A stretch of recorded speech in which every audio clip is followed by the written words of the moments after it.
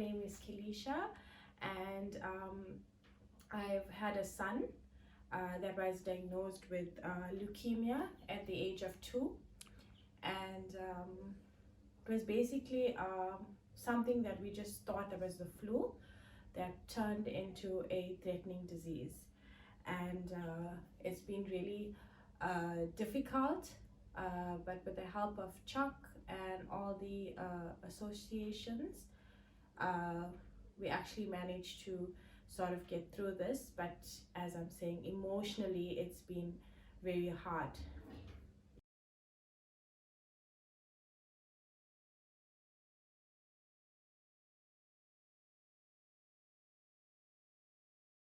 So I was 4 months pregnant, and we was just so excited and overwhelmed. And at that time, Tremaine, tested positive for leukemia. And as we went in, the first thing I remember saying that it's just nothing that we can't get over. And as I walked into hospital, which was Albert Lutuli, it was very, very heartbreaking for me, especially walking through the oncology ward and, going in there and you're looking at oncology. And at that time, your mind is wondering, how could a child go through something like this? Because, I mean, how often do you hear that children get sick with cancer? So we did. And I remember sitting with him there, and he was just 2, so he was very confused and tired. And yeah, so I remember doctors coming in and they said to us, listen, we're going to try and make this as comfortable as we can. And that for me was kind of like, okay, so you don't know what's his lifeline, I would say, because she said, we're trying to make this as comfortable as we can. And emotionally, I had to be strong for the baby inside of me, for my husband, and for my child. And so yeah, so the hospital, they were good. They had lots of chalk teams coming in, doing activities with the kids, and waking up every morning and getting in there. And at 10 o'clock, Chuck would come in with a lot of activities like coloring and drawings and paintings. And I think that was well, I would say a little bit of sunshine for these kids, because they could express their emotions and their feelings onto this artwork. So I think, yeah, that was one of the good things about it. And they also had like a mother's cot, so if you couldn't go home, then you could actually stay in there and actually be with your kid. Like some mothers had to breastfeed and so forth. And yeah, so they actually Chalk had a lot, they have a lot to offer, like even with transport wise as well.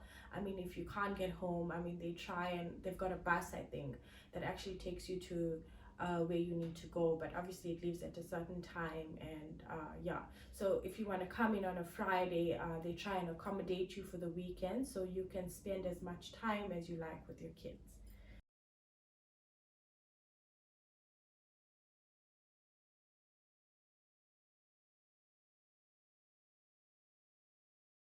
We started with the whole factor of leukemia. It tells you that you immediately are aware that you need to be conscious at home as well, like sanitizing, with preparing his foods. I'm going to start actually from home, where we used, like, whenever I used to cook his food, I always used to use gloves. I used to have this plastic apron, and I used to, so that germs wouldn't get in there, and airtight containers. So I used to take breakfast, lunch, and supper, and I had a bag. So he would tell me his favorite foods, and then I would take it, cook it. So basically, we're there from 6 in the morning till 10 at night, and so we had to like pack whatever he liked. And we used to get there, and before we get there, obviously we had to sanitize. Sanitizing was one of your first priorities, because you don't know what germs you're getting into the hospital, what into the ward, and endangering them. So yes, So sanitizing for us was an absolute must, you know. And they would tell us, okay, the visitors, and if he was isolated, um, you know, they had a glass window, obviously, so you can't actually see him because of, you know, germs and so forth. But it was only the mothers that could be with them, but I mean, like visitors and so forth. But you know what, we tried our best to say to our visitors, listen, you know what, this is what's happening, can you come when he's better? And just pure sanitizing, you know, and like even his bottles and whatever, sanitized.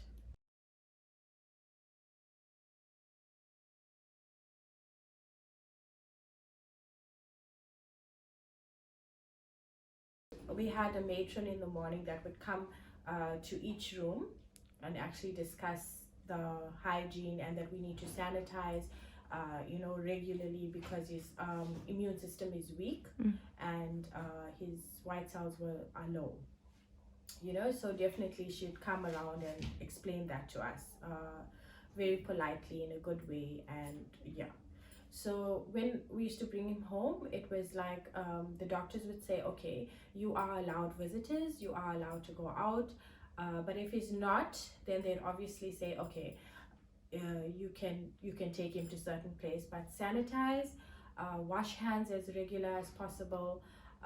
You know, make sure that he you know, baths regularly. You know, not too hot baths, not too, because of fevers and so forth. Yeah, so that was basically it, and just being clean and neat all the time. And like, for example, if I buy a cold drink, I would have to wipe that can, because I don't know who touched that, right? So some people will, you know, feel like, why am I doing that? But it's actually, they don't understand that a small germ can actually make them very sick, like diarrhea, or a running tummy, or just a fever, because something might not be prone to me would be prone to him.